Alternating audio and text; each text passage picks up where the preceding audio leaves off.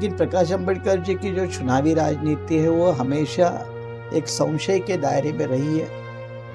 अभी इस चुनाव में भी अंबेडकराइट पॉलिटिक्स का कोई एमपी होगा क्या, तो मैं आपको सीधा जवाब ना दे रहा हूँ, क्योंकि अंबेडकराइट लोगों को झूठे वादे करके, झूठे आश्वासन करके, गलत तरीके से राजनीति करना ये प्रोफेशनल पॉलिटिक्स का हिस्सा है। मैं उसका हिस्सा नहीं हूँ, इसलिए सच कह रहा हूँ कि अंबेडकराइट पॉलिटिक्स का एक भी एमपी नहीं बनेगा। इसका कारण क्या है कि अंबेडकराइट पॉलिटिक्स डीप रूटेड अभी भी नहीं है महाराष्ट्र में। मतलब प्रकाश अंबेडकर एमपी नहीं बनेंगे? प्रकाश अंबेडकर भी नहीं बन पाएंगे। पिछले टाइम तो 2 नंबर पे रहे हैं, अब वो 2 नंबर पे भी रहते तो बड़ी बात होगी। प्रकाश अंबेडकर को शायद हराने में बीजेपी भी कांग्रेस की मदद कर सकती है, कांग्रेस भी बीजेपी की मदद कर सकती है, क्योंकि अंबेडकराइट पॉलिटिक्स महाराष्ट्र में खड़ी हो, क्या ये बीजेपी चाहती है, क्या ये कांग्रेस चाहती है या और कोई, कि बीएसपी के समुद्र से छोटे छोटे नदियां निकल रही है और उससे बीएसपी का समुद्र का पानी नदी के मार्ग से बाहर जा रहा है। ये मैंने उनको खुलकर कहा था। अगर अभी उनको समझ में आने लगा है तो उन्होंने फिर उसका उपाय ढूंढना चाहिए। अगर उपाय ढूंढते हैं तो मायावती फिर मायावती बन सकती है, लेकिन वो उनके ऊपर निर्भर है। अब मायावती को अगर इसका एहसास होता है तो उन्होंने इसको भी सोचना चाहिए कि ये लोगों को बाहर क्यों जाना पड़ा, पार्टियां क्यों बनानी पड़ी। शायद नागपुर में उनकी सभा भी इस समय एक छोटे से मैदान में रही, उम्मीदवार भी नहीं मिले। शायद यहाँ ही नहीं तो देश भर ये हालत है। देश भर कई राज्यों में ये हालत है कि उत्तर प्रदेश के बाहर बीएसपी को अब कैंडिडेट नहीं मिल रहे, जो भी कार्यकर्ता है उसको टिकट देना पड़ रहा है। अब कोई सेल परचेस मामला बड़े जोर से नहीं चल रहा है। तो मायावती को अगर उसका एहसास हुआ है तो मैं समझता हूँ बीएसपी के लिए अच्छी बात है, और मायावती एहसास होकर उससे सबक लेती है तो और अच्छी बात होगी। इसलिए अमरावती हो, नागपुर हो, लगभग इसके साथ ये महाराष्ट्र में रिपब्लिकन का दौर लगभग खत्म होते जा रहा है।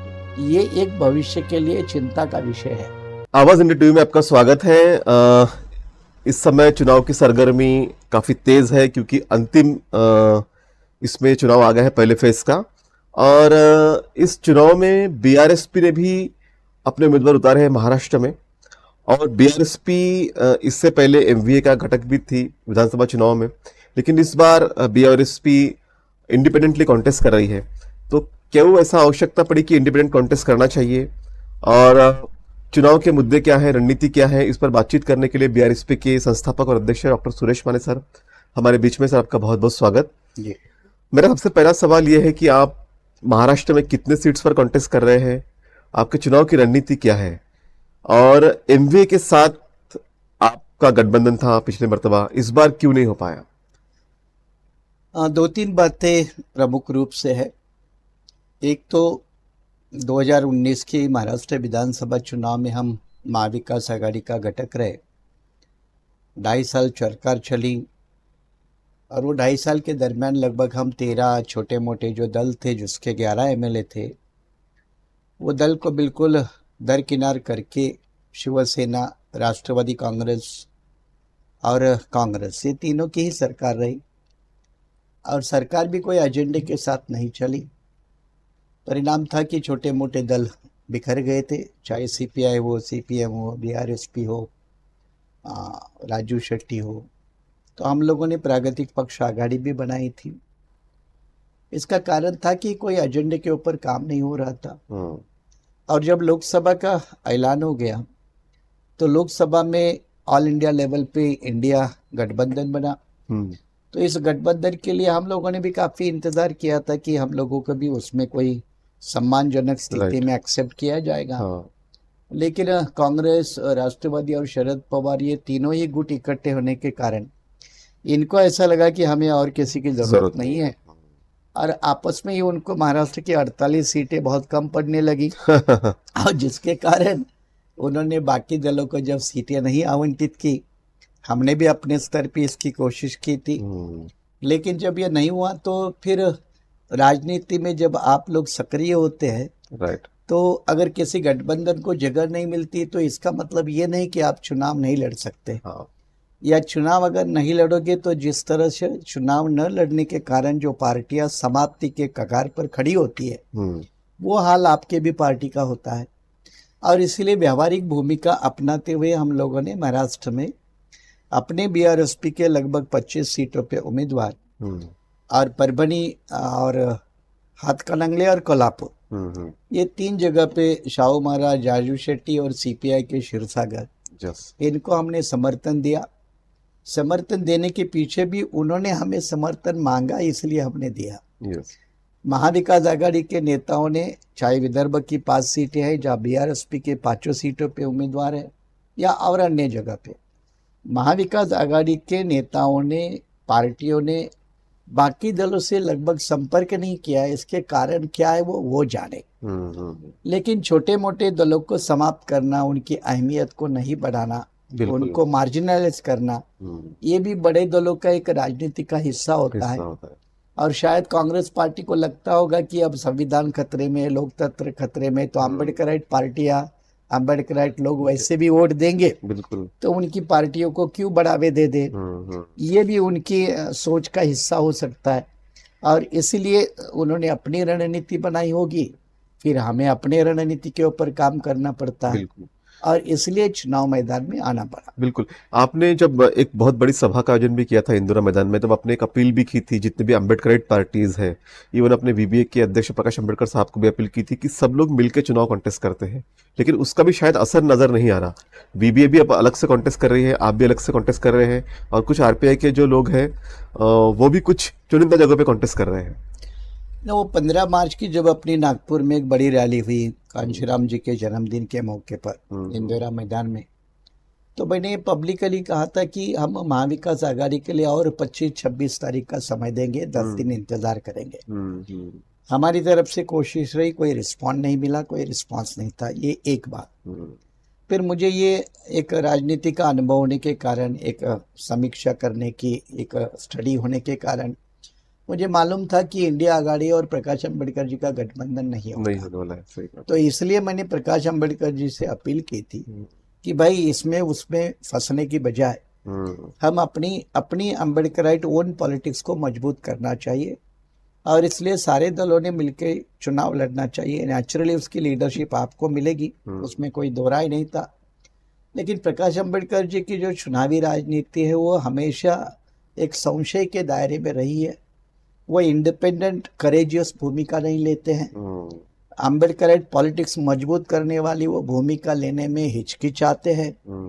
क्यों नहीं, क्या है कारण, वो जाने, उसका अभी तक वो कभी खुलासा नहीं करते।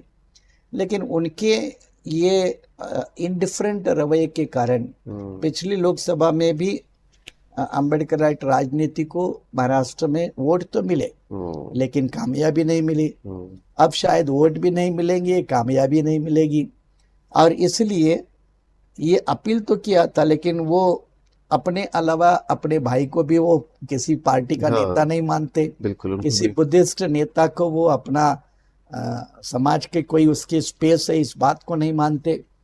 तो ये प्रकाश अम्बेडकर जी की थोड़ी जो अकड़ वाली पॉलिटिक्स है, वो भी अम्बेडकराइट पॉलिटिक्स के लिए बड़ी डैमेजिंग है, बहुत नुकसानदायक है। और मुझे लगता है जनता इसको अच्छी तरह से समझने भी लगी है।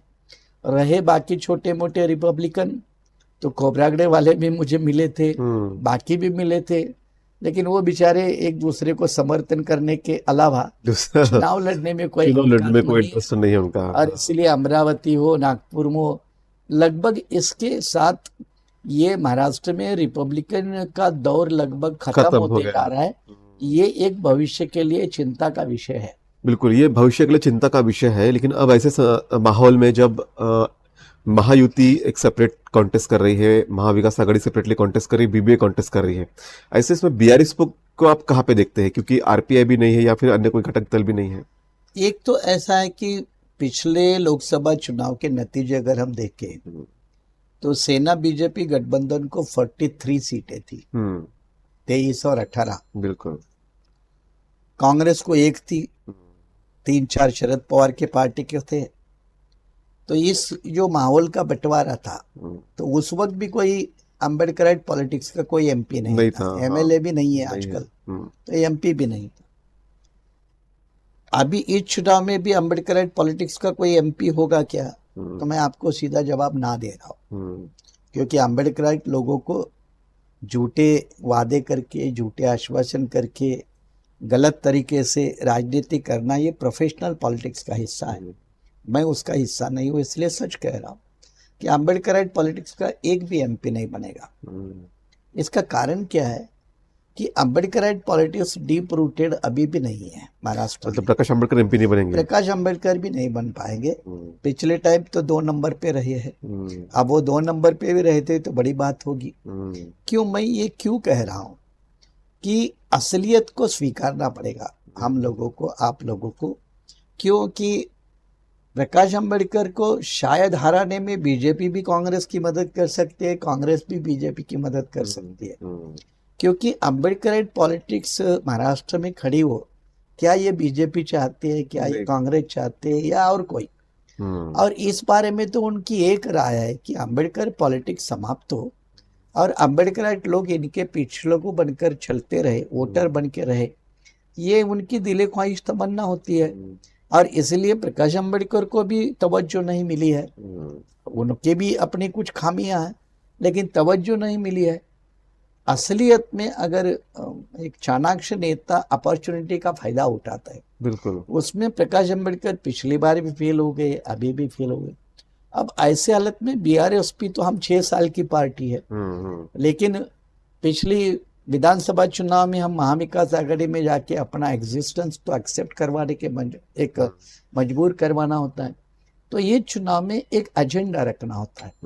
कम से कम अम्बेडकराइट पॉलिटिक्स का एजेंडा लोगों के सामने रखने में बीआरएसपी की अहम भूमिका निभाती है, चाहे वो लैंड डिस्ट्रीब्यूशन का मामला हो, चाहे कंप्लीट पुनर्वसन का मामला हो, या SC/ST बजट का मामला हो, सफाई कामगार को परमानेंट करने का मामला हो, या आउटसोर्सिंग के खिलाफ। ये जो बेसिक मुद्दे हैं, जो खास करके अनुसूचित जाति जनजाति पेशा कानून के साथ भी, तो ये जो मुद्दे हैं, इसी कारण हम चुनाव में चर्चा में लाने के लिए अपना एक फोरम लगता है, बिल्कुल, अपना एक उम्मीदवार लगता है।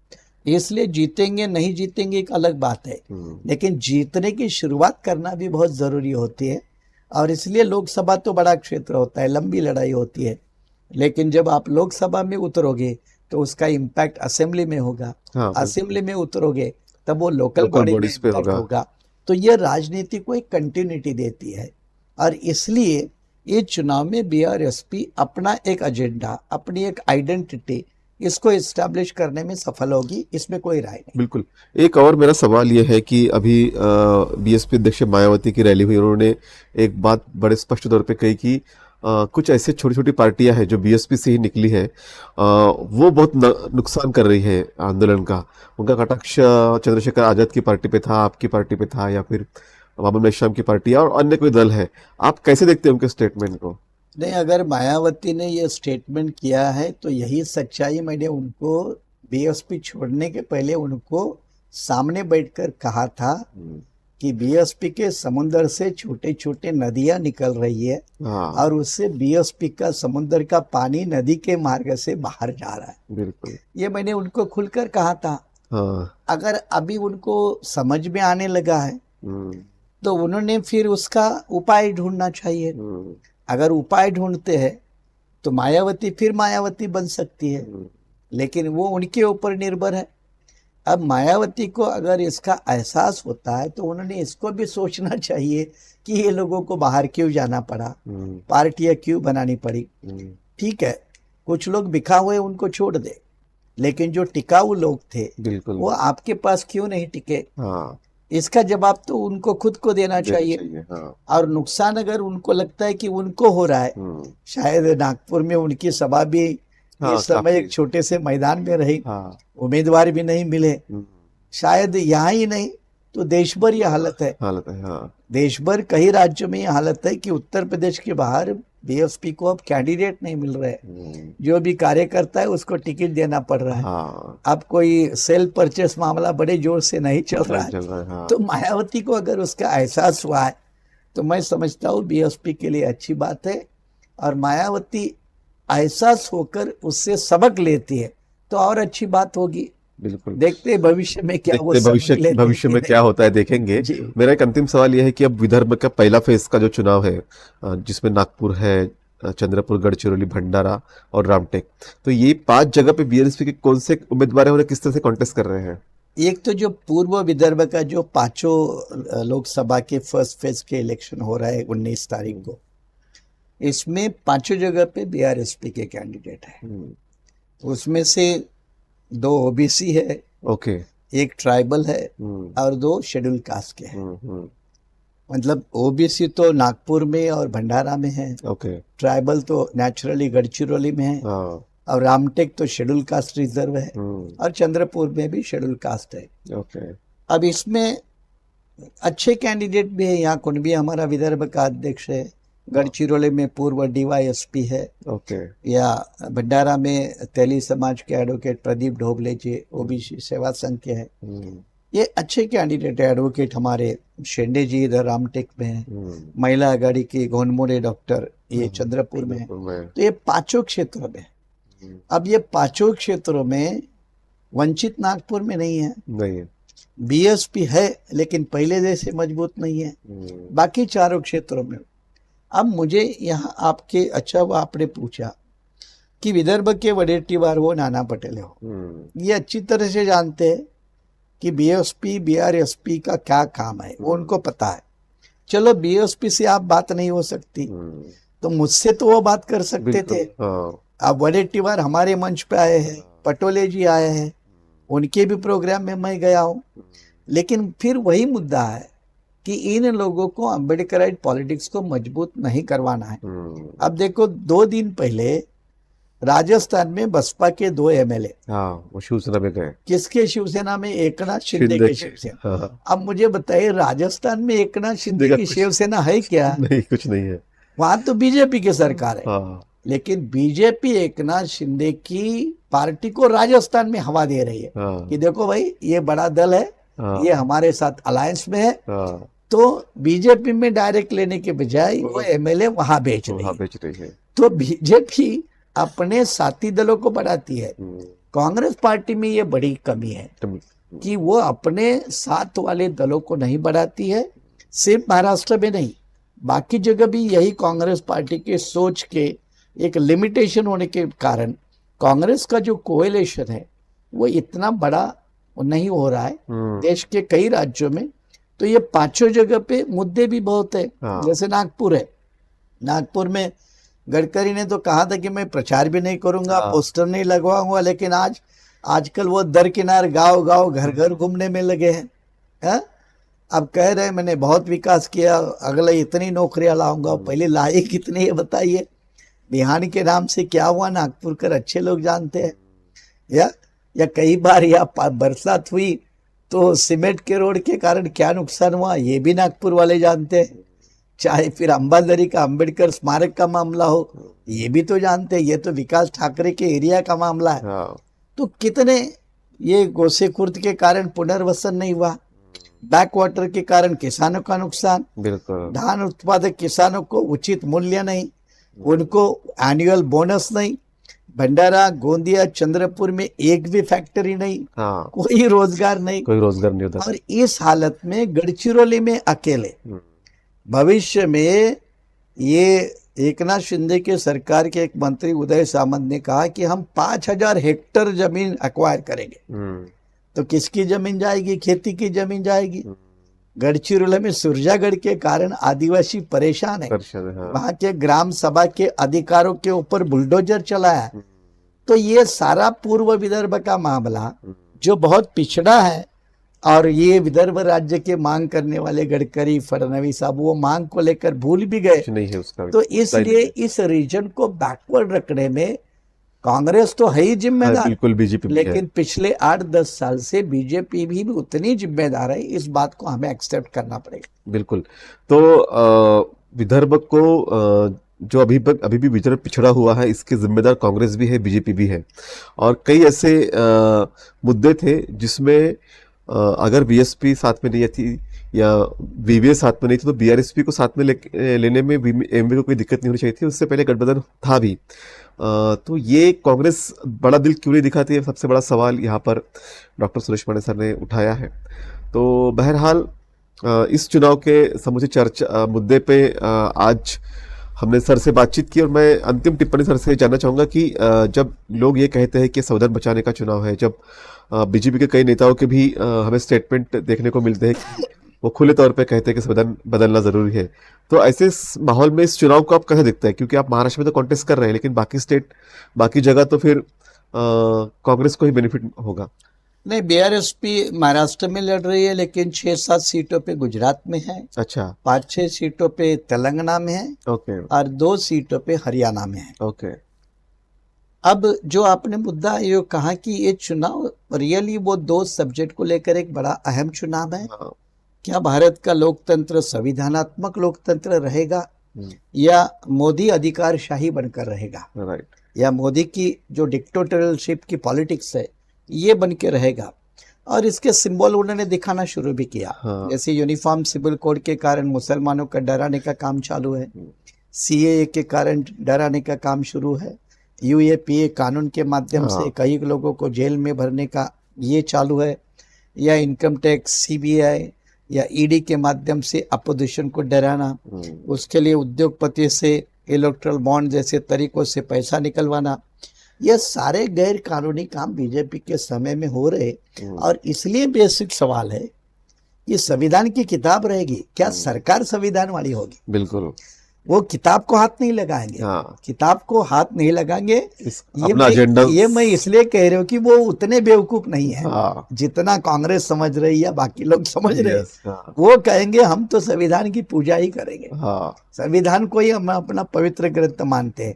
और मोदी जी की जितनी इस मामले में नाटकबाजी की जो कला है, वो महारत उनकी दूसरे के पास नहीं है। हाँ। लेकिन लोकतंत्र, संविधान, ये ऐसे के ऐसे पेपर पे बरकरार रखेंगे। हाँ, बिल्कुल। लेकिन चुनाव चंडीगढ़ वाला जैसे जीतेंगे। हाँ। करप्शन का रूट आउट करने की बात करेंगे, लेकिन इलेक्ट्रल बॉन्ड लाएंगे। तो ये 2 मुद्दों को लेकर ये भारत के लोकतंत्र को अब दुनिया भी देखेगी। हाँ, बिल्कुल, दुनिया भी देखेगी। दुनिया जब मैं कह रहा हूं तो आपको और सबको पता है कि केजरीवाल को अरेस्ट किया, जबकि चुनाव के समय में किया। अब केजरीवाल ने जो अगर कोई गुनाह किया है तो उनको सजा होनी चाहिए, कोई उसमें गैर नहीं है। जो भी गुनहगार है उसको सजा होनी चाहिए। लेकिन कई गुनहगार तो बीजेपी में जाके बैठे। हाँ, बिल्कुल। वो तो उनके मामले ठंडे बस्त में पड़े। महाराष्ट्र में अजीत पवार की बात है, ठाणा का प्रदीप सरनाइक की बात है, कई सारे नेता वे बीजेपी में आ गए, बस क्लियर हो गए। अब छगन भुजबल की खुद की बात है, हाँ। या प्रफुल्ल पटेल की बात है, अजीत पवार है, तो काफी बड़ी लिस्ट है। तो ये क्या है? अब ये लोकतांत्रिक है क्या? ये गैर लोकतांत्रिक है। इसलिए संविधान का खात्मा करना, लोकतंत्र का खात्मा करना, इसका मतलब ये किताब को हाथ नहीं लगाएंगे, आर्टिकल को हाथ नहीं लगाएंगे, लेकिन उसके बिल्कुल विपरीत व्यवहार करेंगे। इसको गैर लोकतांत्रिक व्यवस्था कहते हैं। और इसलिए दुनिया के कई देश आज भी भारत को लोकतंत्र मानने के लिए हिचकिचा रहे हैं। वो ये कहते हैं कि यहाँ डेमोक्रेसी की है, लेकिन इलेक्ट्रल मेजॉरिटी की डेमोक्रेसी है। इसका मतलब बहुमत जो मिलता है, तो बहुमत को वन पार्टी रूल में कन्वर्ट नहीं करना चाहिए। तो ये जो कमी है, इस कमी को देखते हुए जब केजरीवाल को अरेस्ट किया तो यूनाइटेड नेशंस रिफ्लेक्ट करता है, अमेरिका रिफ्लेक्ट करता है, जर्मनी रिफ्लेक्ट करता है। तो भारत के हुक्मरानों को इतना आसान नहीं है दुनिया के साथ रिश्ते रखने होते हैं। बिल्कुल। अब कोई भी देश इंडिपेंडेंट नहीं होता, वो ग्लोबल विलेज है, विलेज बन गया है। यस। और ग्लोबल विलेज के कारण अगर अपने भी विलेज को सत्यानाश करने के लिए कोई भी नेता पार्टी सामने आएगी तो दुनिया चुप नहीं बैठती है। और अमेरिका लोकशाही की पक्षधर रही है, इसलिए उन्होंने सोवियत रूस के साथ पंगा लिया, चाइना के साथ पंगा लिया, और मोदी गलत करते तो मोदी के साथ भी पंगा हो जाएगा। तो इतना आसान नहीं है, लेकिन इनकी करतूतें डेफिनेटली भारत के लोकतंत्र को, संविधान को एक बिल्कुल नीचे लेवल पे लाने वाली, डिवैल्यूएशन वाले, खतरा पहुंचाने वाली जरूर है। वोटरों ने इसके बारे में भी जरूर सोचना चाहिए। जी बिल्कुल, वोटर्स ने इसके बारे में जरूर सोचना चाहिए। तो ये डॉक्टर सुरेश माने सर थे हमारे साथ में, उन्होंने कहा कि बीआरएसपी को अकेले कॉन्टेस्ट करने की ज़रूरत क्यों पड़ी, और अपनी पार्टी होना एक बहुत इंपॉर्टेंट भी होता है, उसका रिफ्लेक्शन फिर विधानसभा या लोकल बॉडीज़ में भी होता है, और इंडिपेंडेंट अम्बेडकर पॉलिटिक्स के लिए बहुत ज़रूरी भी है। तो बहरहाल सर हमारे साथ में हमसे बातचीत की, उसके लिए आपका बहुत बहुत शुक्रिया। चलो, आपका भी शुक्रिया।